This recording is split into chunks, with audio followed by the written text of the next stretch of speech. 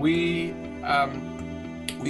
talked about Ezra and his sort of rebirthing of Judaism at the beginning of the Second Temple period, and how he introduces the Torah. He makes it a matter of the streets. It is the era where synagogues begin to exist, and where the Torah is then introduced in an aggressive fashion, not a pejorative aggressive, but in the sense that he doesn't sit back and wait for it to happen. He really brings the Torah to the people, to the marketplace. And now I'm really actually adapting a lecture that I did earlier this year for Hanukkah. I'm going to start with the Hanukkah series just because that's the period we're up to. We're up to after the Persian Empire. The person who defeats the Persians is Alexander the Great. And that sort of enters us into the age of the Greeks. So here we go. We're going to start with this, and it starts with a question that really comes out of the works of not necessarily a historian, but a rabbi who I'm quite fond of, Rabbi Melamed. In his Pnine Halacha, he has a series on Halacha, sort of a digest, and he has brilliant introductions. And so he says, he has to follow, well, I'll frame his question in the following way.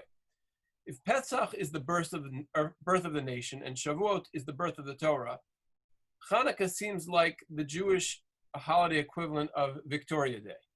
You know, it's nice, but it's not like, is it really that important? What is the burning issue that we have to celebrate on Hanukkah? Yeah, okay, they got a candle to light really nicely. I get that, but it seems like that's not enough of a miracle to really construct an entire holiday about. And Rabbi Melamed actually does answer this question, to my thinking, quite powerfully about why this is important. But in order to get to the answer to that question, let's build a little bit of a timeline. Okay, so here's the timeline as we see it. So we have the destruction of the first temple at 586 BCE. So 70 years later, depending on how you calculate it, Zerubbabel, Yoshua Kohen Gadol, they're the first return to Jerusalem in 537.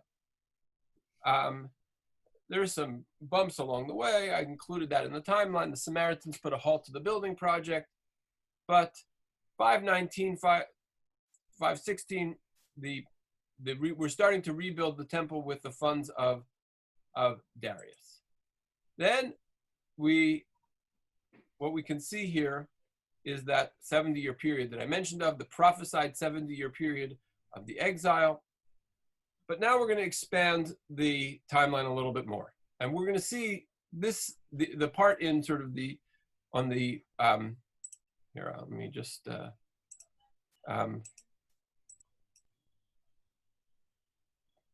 so this is, the reason I set up this timeline this way is to show you, first of all, this area here, that's the early building section of the temple.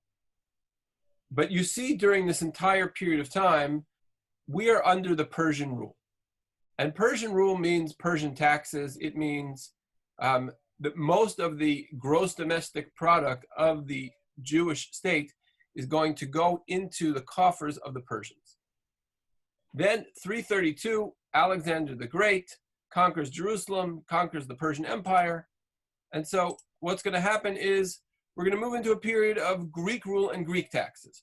So during this entire period of time, the state of Judea, the place where the Jews are living, all of their surplus gross domestic taxes product are going to go to these foreign empires.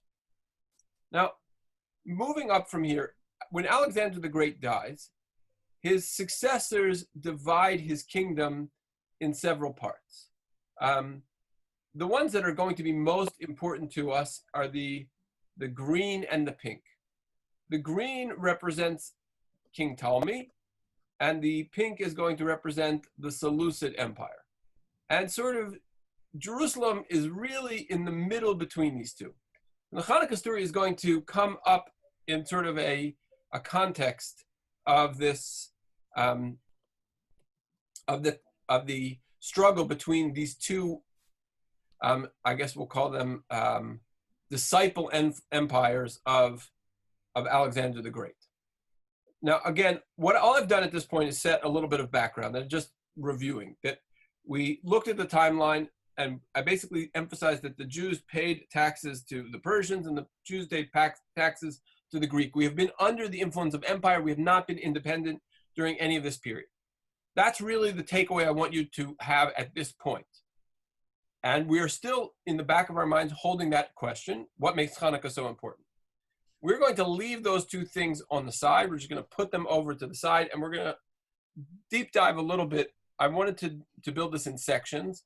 Maybe that's not pedagogically a great idea, but what I'm going to do here is I'm going to just do a little bit of a deep dive into the experience of the Jews in various Greek-controlled areas.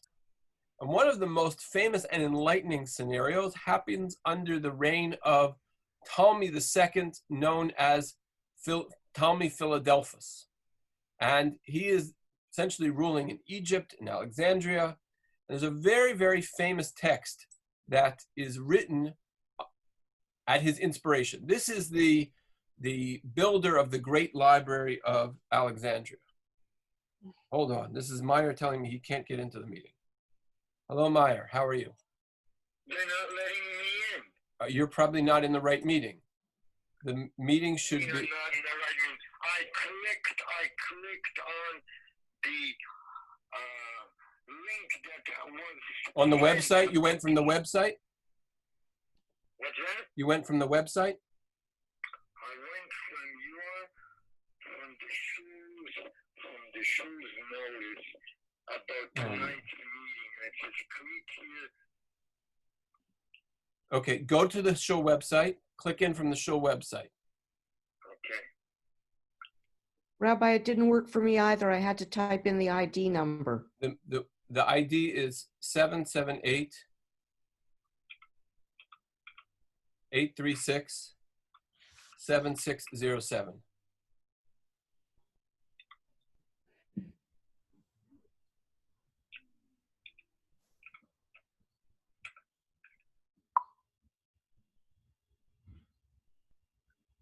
Audrey, you worked from the website?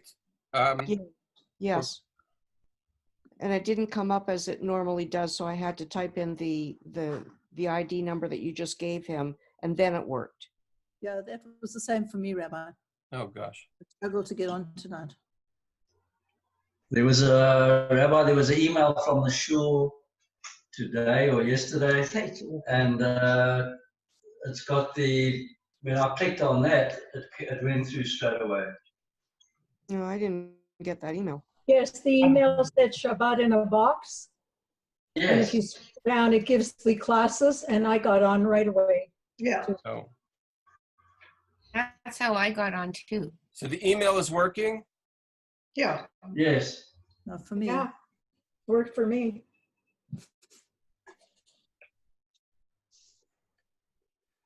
Oh, boy.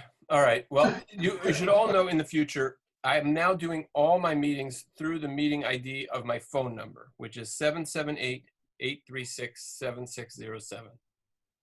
So I'm not sure what's going on. Could you say that again, please, Rabbi? Yeah, well, see, if you just click in the upper left-hand corner of your screen, you'll see it should have an I, and it should tell you your meeting ID.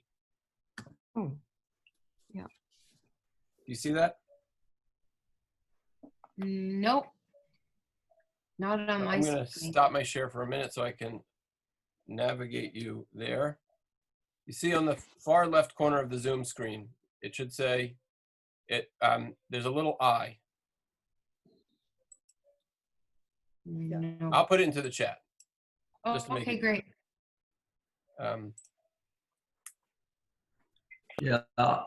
It says recording, and then on the left there's a green thing or other, That's a and on the safety left check. that. Yep, and then there's the I, which is meeting information. That'll tell That's you. it. I don't have it. I don't have it either. Oh, okay. I went to the shul I think website. everyone. All right, Meyer, I'm going to invite you to the meeting. How's that? Let me do that. I'm going to send you an invite. What's your email, Meyer? What email should I send it to? JV?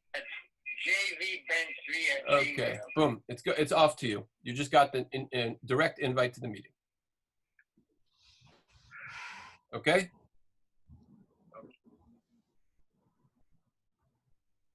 Okay, so, oh, here, hold on. I have attendees who are waiting.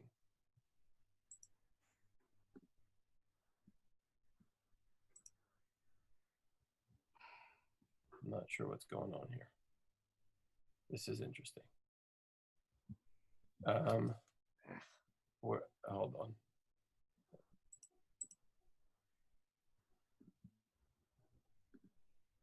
Wow. Okay. I'm not sure what's going on here. Let me just, all right. Camille's trying to log in and also not being successful. Maybe it's something on the Zoom end. I don't know. Okay, well, we're back to tell me. All right. All right. Here we go. Okay, so Ptolemy Philadelphus. He's the author of the origin of the Septuagint, and as the individual who starts the Septuagint, this is in many ways it's the oldest translation of the Bible. And here's a little image. It's a translation of the Bible into Greek, and here it is. Here, the version I've given you here is one of the oldest that we have. It's called the Codex Vaticanus, and it's found in the Vatican Library, and it's dated to around 300 to 325 CE. So you're talking about something which is roughly, it's going to be about 500 years. The oldest one we have is 500 years after the original. Okay, that just gives you an idea of what's going on. Rabbi, is this the one that was written by Jerome? Jerome, help me out here. I'm not sure who Jerome is. Hold on, this is Camille calling me. 1 second. Never mind. Hi, Camille. Hey, Rabbi, it's your meeting. It's your 778-836-7607. Meyer just got into that. I'm going to invite you as well, because that worked. It worked fine. He got in through an invitation, so I'm not sure what's going on. So is your setting such that you only allow people to open it who have the link? Maybe that's the problem. That is, if you don't have I don't think so. Here, I'm just sending you that. See if you can get in. It's identical. It's both. Both of the links are the ones that go with your personal. We'll have to look at the setup on the back end. Right now, I'm still in the presentation, so I can't figure it out. Meeting. Yeah. Okay. Okay, so I'm going to go back to presenting. Hopefully, we'll figure this out. Is there no one else there? No, I have 15 people here. Oh, okay. Okay. Okay. Okay. Here we go. Back to the share. Okay. So I want to show you 3 different relatively contemporary accounts of the translation, because I think this is a great window into the Jewish experience with the Greeks. So here goes the first one. The first one is contemporary to the time of Ptolemy II. It's a letter of Aristeas, and he claims to be a courtier of Ptolemy II. So he talks about how the high priest and the Jewish community went about this translation. And he says, Elazar selected men of the highest merit and excellent education due to the distinction of their parentage. They had mastered the Jewish literature, but had made a serious study of that as the Greeks as well. They had a tremendous natural facility for the negotiations and questions arising from the law, with the middle way as their commendable idea. Essentially, what is this courtier saying? He's saying that this translation of the Jewish text is a great leap forward, and it's done by people who had mastered Greek literature, had mastered Torah literature, and they knew everything very well. This is a great joint project. for him in his day, this is like the Art Scroll translation of the Talmud, right? Great.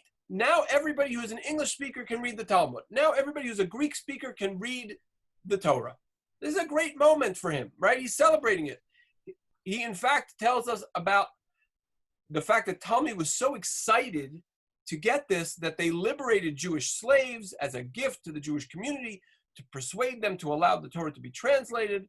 The translated themselves are richly rewarded with material goods and also with various kinds of political and social advancement. And they were extended lifetime invitations to the king's court, making them permanent members of the Egyptian elite, right?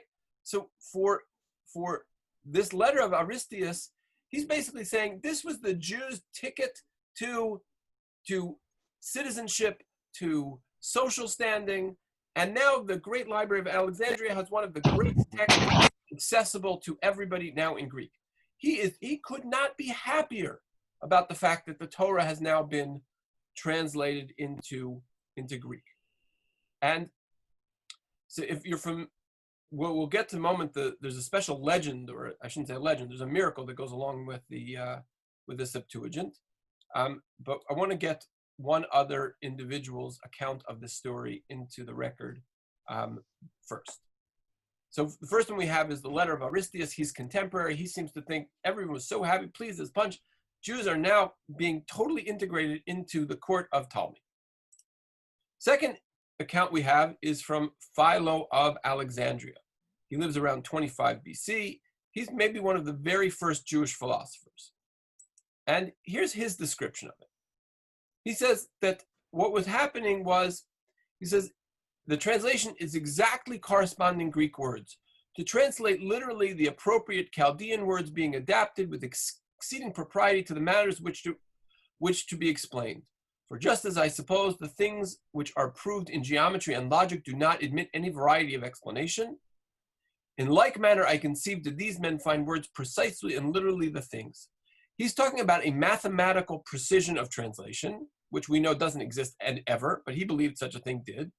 For if Chaldeans were to learn the Greek language, and if Greeks were to learn the Chaldean, and each were to meet with those scriptures in both languages, they would admire them both as sisters, or ranked as one and the same, both in their facts and their language. So here you have Philo, Judaeus, also saying, this is great, this is perfectly accurate, what a great celebration. Now anybody in Greek can study Torah without any loss of the luster, meaning, and accuracy of the text, right? In fact, who needs the Hebrew anymore? We now have it in the lingua franca of the entire empire, right? You know, that map was quite large, right? Now everybody in this map can read the Torah. Okay, those are our first two accounts. The third account is that of the Talmud. And the Talmud actually has a miracle that is involved here. And he says, King Ptolemy once gathered 72 elders. He placed them in 72 chambers, meaning they're in 72 separate rooms, each one in a separate one, without revealing to them why. They were summoned. He entered each one's room and said, write for me the Torah of Moshe, your teacher. And God put it into the heart of each one to translate identically as all the others did. Okay, so this is the Talmud Bavli in Megillah, and the Talmud Bavli in Megillah is telling us that 72 rabbis, in a surprise test, were given paper, pencil, and a copy of the Sefer Torah and said, write this for me in Greek.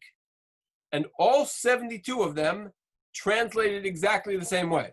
This is the first and last time in Jewish history that 72 Jews agreed on anything. So that is a really remarkable thing. Now, this is, you would think that this was a great moment. This would be a holiday in and of itself. But maybe it'll shock you, but I'll let you know that there is a Jewish fast day that is part of this, and is attached to this translation. The 10th of Tevet mourns, amongst other things, this translation. It mourns the death of Ezra and this translation both at the same time. So why mourn this? Well, first of all, when you put the Torah into Greek, all of a sudden you're going to lose an enormous part of the you're going to lose I will call them the valences of meaning, right? A Torah text, because it's written in Hebrew, right? I'll give you just an example. The text, my father was a wandering Aramean. So it uses the Hebrew word oved. Oved spelled with an aleph. So that word can mean both an Aramean tried to destroy my father, or it can mean my father was a wandering Aramean. Well, what's beautiful about that text is that's a text which has a powerful double meaning. People who are wandering are much more likely to be vulnerable to those who try to destroy them. And so what we have here is we have this valence of the text. Once I translate it, there's no word in English which means both wandering and tried to destroy it. So I'm going to have to pick one or the other, and I'm going to squeeze out a meaning of the text. So that's just an example of one thing that's lost. There are probably millions, if not more, of those kinds of things which are lost in translation. But what's also true is that the rabbis changed 13 things. They all agreed on 13 different changes of the text. So the Yerushalmi, the Jerusalem Talmud in Megillah, tells us what those are. So here are 3 of them, and then I'm going to show you a 7th. So first of all, it says God created in the beginning. So in the Hebrew is Bereshit bara Elokim. So I'm just going to show you on the Hebrew below. So in the beginning, it is the word Bereshit. Oops, that wasn't what I wanted to do. Hold on, let me go back. Forgot, I'm working 2 screens here. Okay, so it says, sorry, I'm going to try this one more time.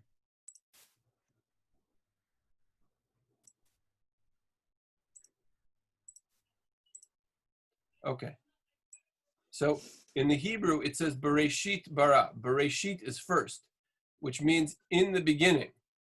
In the Greek, they put in the beginning after, right? So in the Hebrew, in the beginning is first, and in the English, in the beginning is after. So what is that? Why did they do that? The reason they did that is they didn't want you to think that in the beginning created God. They might thought, people may have read this, that some character, Bereshit, that something predated God. So they put God at the beginning so to show that nothing predates Hashem. Good. That's one change. These changes are based on theological confusion. Second change is the Hebrew is as follows. The Hebrew is Naaseh Adam B'Tsalmenu. So B'Tsalmenu is plural. This word is a plural word. And this word, the nun at the beginning, means we. It puts it in the we case. So it is let us make man, right? That's what that would mean. Let us make man. But the us thing is a little confusing to people who are going to say, wait a minute, I thought Hashem was a single God. What's the let us? Is this Mount Olympus? What's going on here? So our tradition tells us that Hashem asked of the ministering angels. He didn't want to do it without first doing so. It teaches Derech Eretz. It has a whole lesson to it. But the rabbis were saying, look, you know what? We can't create a perception that there is more than one God. So it changed the let us to I. That's the change in the translation. The 13th translation is in the context of this idea of avodah zarah, of worshiping the sun and the stars, and it says, which the Lord distributed to give light to all peoples. And I think that this the change from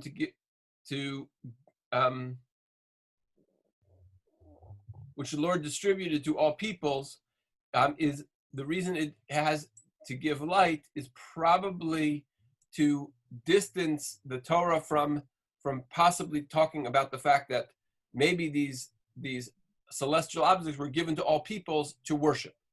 So it places an interpretation in there so that there's not even the thought that the Torah is giving these heavenly bodies for the purpose of worship. That one's a little less clear. If you didn't catch it, I don't want to belabor it, but trust me that one is meant to dispel idol worship. But moving to the seventh one listed in Yerushalmi, this one's really interesting. This one refers to a translation of the way in which Jacob is blessing his sons. And so he talks about Shimon and Levi, and he says, Shimon and Levi, you guys are a little too angry. He says, B'sodam al tavo nafshi. In your company, do not let me come, because you guys are a little too violent. They had been responsible for the rescue of Dinah, which ended up very violent, and killing Shechem, Hamor, the entire city. It was too violent for him. So it says, the Hebrew is ki ba'apam hargu shor uvrotzam ikru shor. So in their anger, they slew an ox. That's preserved. They switch it around. They don't preserve that. It says, the original translation is ki ba'apam hargu ish. In their anger, they killed a man, and of their will, they slew an ox, right? So for in their anger, they slew a man, and in their wrath, an ox, okay? Instead, the Septuagint puts in there, they slew an ox, clearly not the translation of ish is man, and they digged up a stall. They actively changed the word. Evus here means the stall.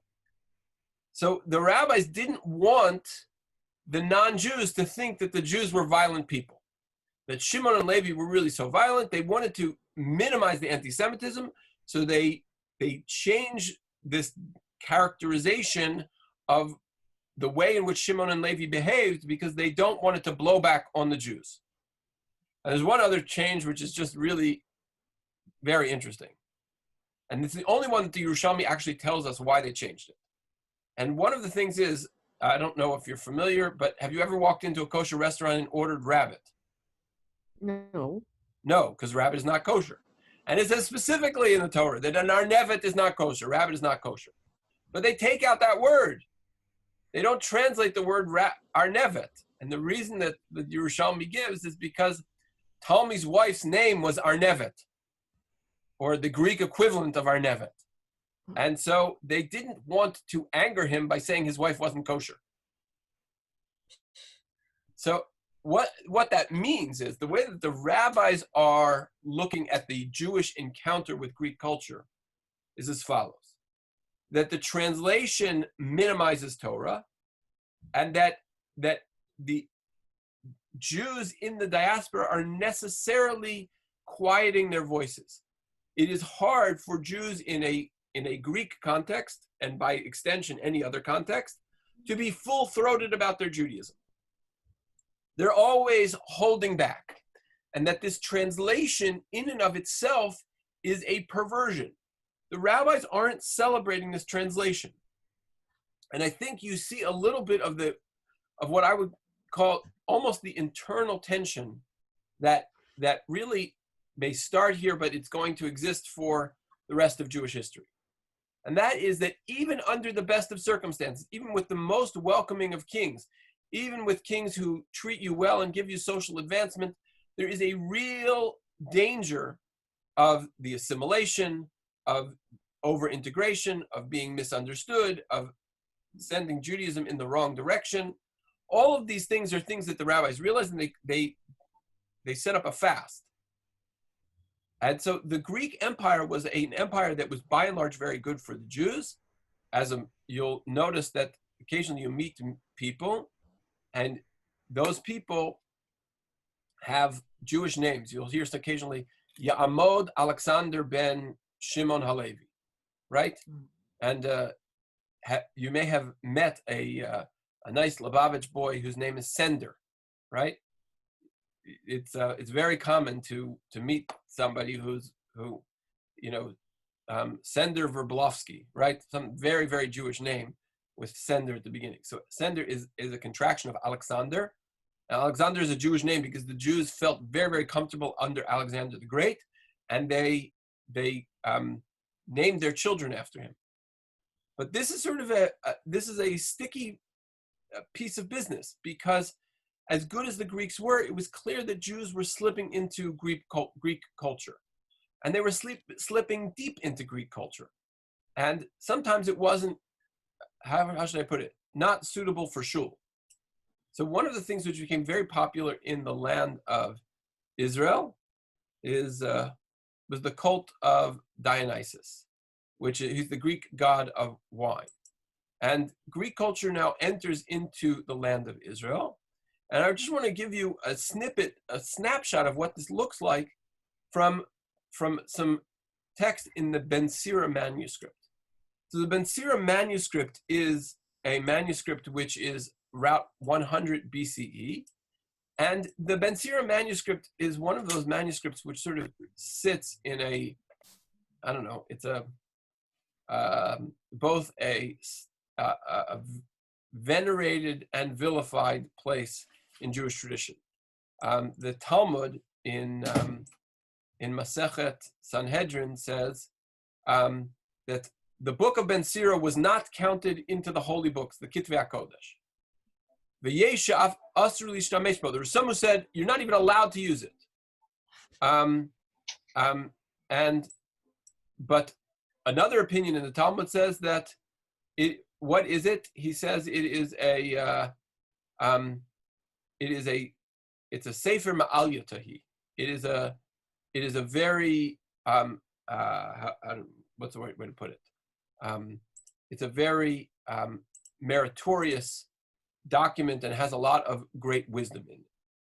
And so we're going to use the Ben Sira text not as a biblical text, certainly not as a biblical text, but we're just going to look at it to give us a picture, a snapshot of what is happening in the land of Israel in the age of the Maccabees, or just before. So what does it tell us? So this is what he says. This is his wisdom. Do not go near a prostitute, or you will fall into her snares. Do not dally with a songstress, or you will be caught by her tricks. Do not look intently at a virgin, or you may stumble and incur penalties for her. Do not give yourselves to prostitutes, or you may lose your inheritance. Do not look around in the streets of a city or wander about in its deserted sections. Never dine with another man's wife, or revel with her at wine, or your heart may turn aside to her, and in blood you may be plunged into destruction. This is a warning. I'm assuming this is a warning of what people do, right? There was problems of prostitution, of sexual promiscuity, and clearly that extended to drinking wine and doing so with someone else's wife, and then bad things were happening. And so we get this picture of Ben Sira and the danger of some of the cultural forces of the Greek world. And this is in the land of Israel.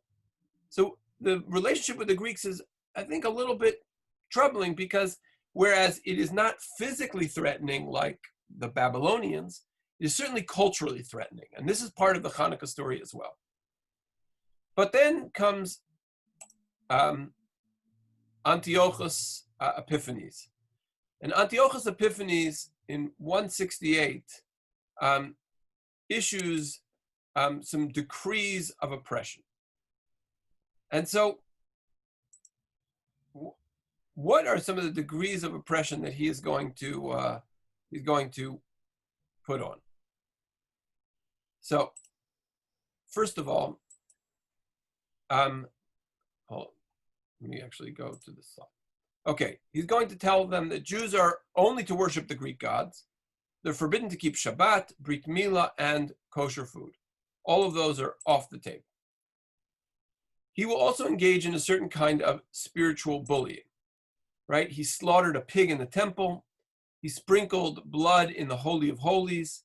He then cooked the pig, and he spilt the juice of the, or I guess the runoff from roasting this pig. He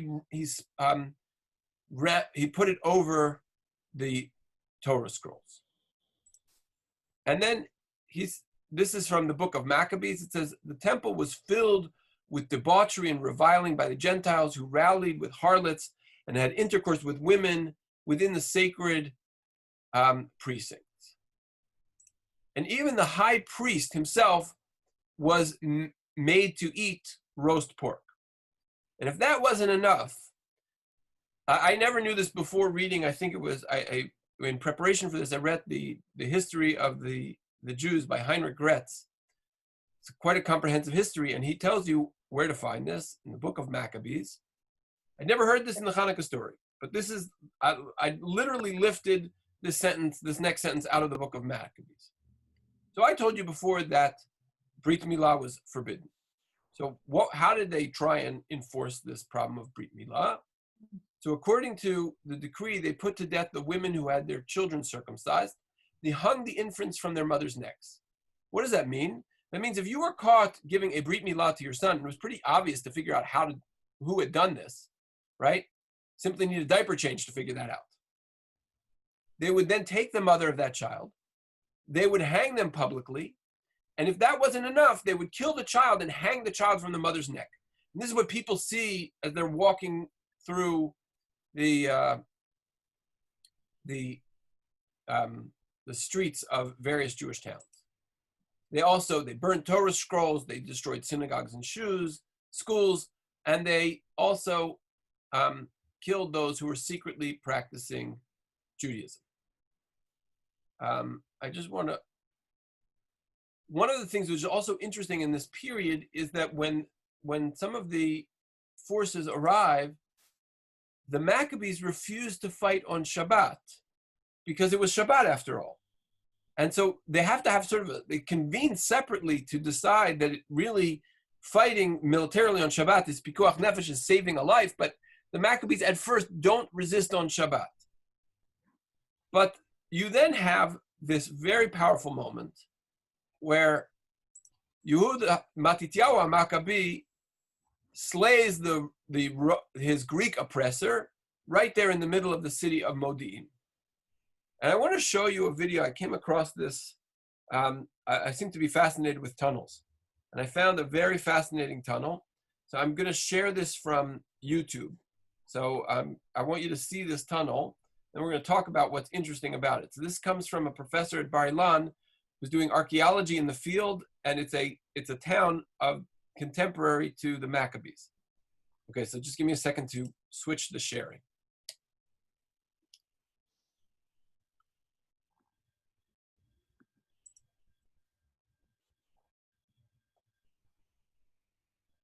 Oh, hold on.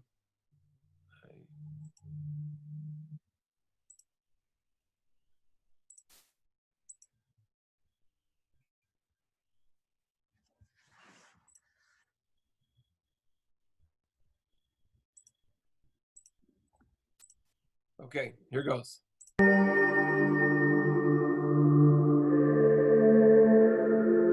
אז אנחנו בחורבת אתרי, אנחנו נמצאים במרכז שפלת יהודה, אזור בית גוברין, עמק האלה. אנחנו נמצאים במרכזו של יישוב יהודי מימי הבית השני. מתברר בחפירות שהיישוב הזה חרב במרד החורבן, ואחר כך יהודים שבו לכאן, נאחזו במקום עד שנת 135 לספירה, סופו של מרד בר כוכבא, כאשר המקום חרב. כאשר אנחנו מגיעים לימי המרד, צריך להבין שמגיע כוח זר ומטמא את המקדש, שעבורם, עבור היהודים האלה, הוא מרכז החיים שלהם. ומבחינתם זאת סיבה לצאת למרד נגד היוונים. בסופו של דבר המרד פורץ בעוצמה רבה. החשמונאים מנהלים מלחמת גרילה, מלחמת מעטים כנגד רבים.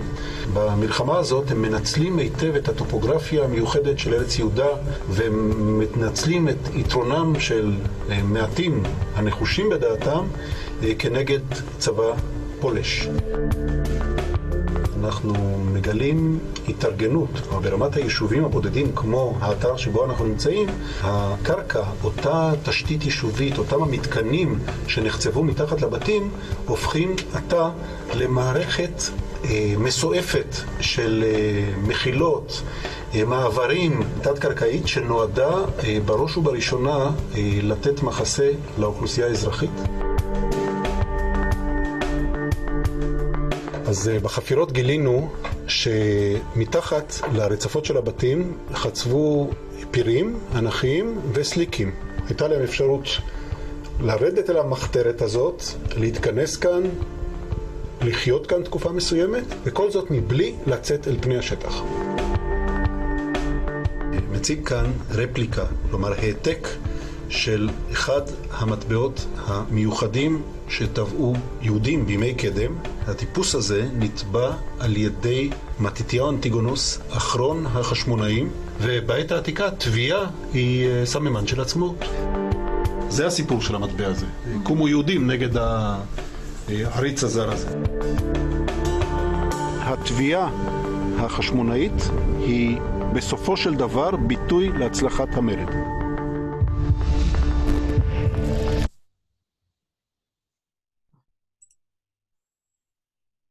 Okay, so I hope you found that as fascinating as I did.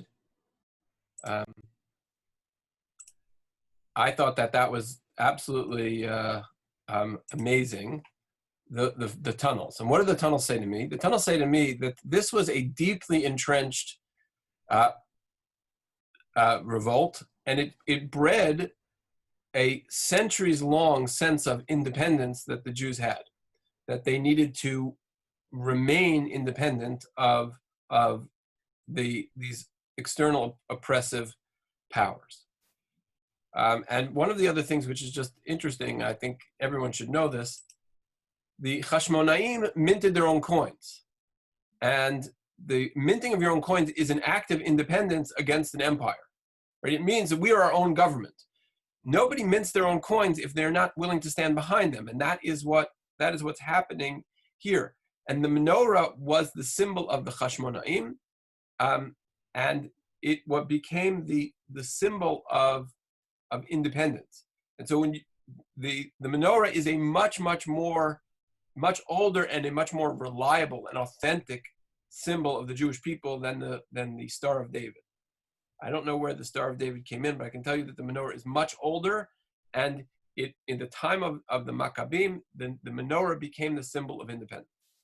Okay, now we're going to get back to one of our central questions. Our central question was, why is Hanukkah such a big holiday? And this is Rabbi Malamed's answer. He says, look, let's go back to our map. So you had the period under the Alexander the Great. You have before that, you're paying taxes to the Persians, paying taxes to the Greeks. Ultimately, we have this period of time where you have this independent Jewish state. From the Maccabean revolt in 167, 168 to the year 63 of the Common Era of BCE, you have a period of about 200 years where you're going to have an independent Jewish state. This is something which does something remarkable for the Jewish people, because you have now, your GDP is not going out to Greek princes, and it's not going out to Persian emperors, right? And so what happens during this period of a Jewish independent state? Well, one big accomplishment is the building of the Second Temple. Go back to the timeline for a minute, please. Sure. The timeline. Yep. Please. I'm there. You want the next slide? There.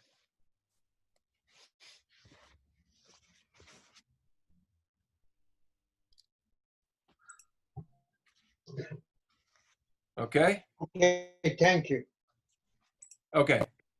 So the Second Temple building, one of the products of this time period is the great expansion of the Second Temple under Herod the Great, right? That's what it looks like today. Another thing which happens during this period is the canonization of the 24 books of the Hebrew Bible, right? You have the completion of the Hebrew Bible. You also have the Mishnah and the Talmud essentially in formation at this period, right? This is the period where Chazal come together. It is just after this period that the Talmud and the Mishnah are formulated. And you also have a burst of energy which prepares the Jewish people for 2,000 years of survival under Cross and Crescent, right? So Rabbi Malamed's interpretation of this whole period is that what does this really do for us? It really says that without this sort of moment, this concentrated period where we had our own state with our own funds, we would not have been able to survive the exile. The miracle of Hanukkah is this miracle of the independent state, which gives rise to a class of rabbis. It gives rise to a class of Jewish leadership not based on prophecy. It gives rise to a canonization of the written word of God and and what will ultimately become the Mishnah and the Talmud, the oral law.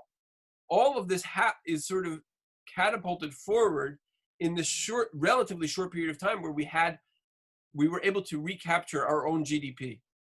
Now, for those of you who were not paying attention to the color coding on this, right? I've color coded the Maccabees in blue. Anyone want to guess why I color coded the Maccabees in blue?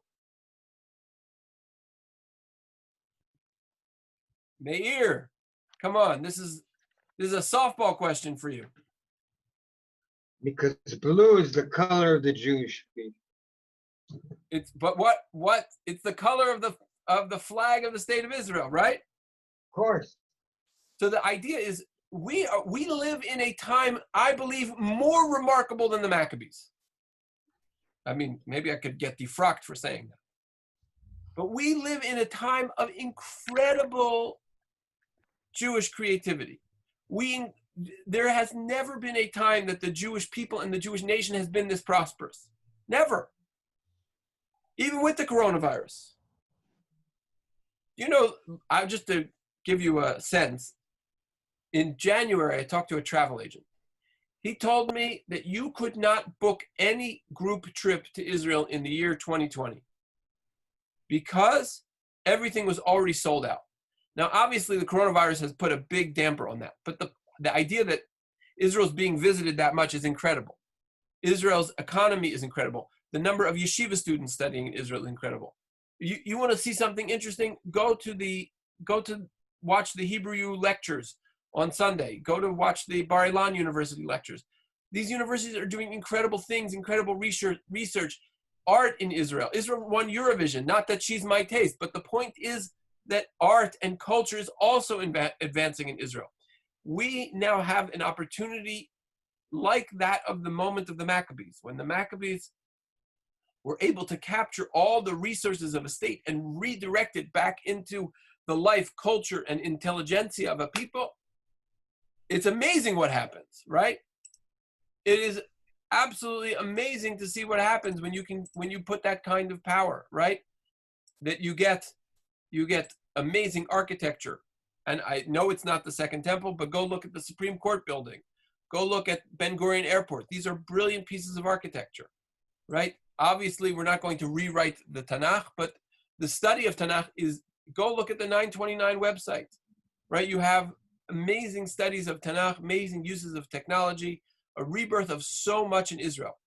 And so I think that sort of gives us an appreciation of the Maccabees. And just to sort of tie this all together, you know, this came at a very crucial time, because had we left everything in the hands of the Jews at the times of Ptolemy, Jews were acculturating to a Greek way of life. They were advancing in Greek society.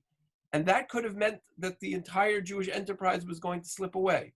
It is this moment of independence that the Maccabees give us that both rescues us culturally and in terms of assimilation and the trajectory of a nation, and also gives us the strength to move forward in the next period.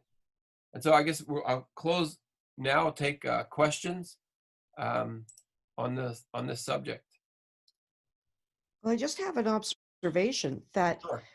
it sounds as if the Jews in the Greek times were acculturating to the Greek way of life and were starting to assimilate.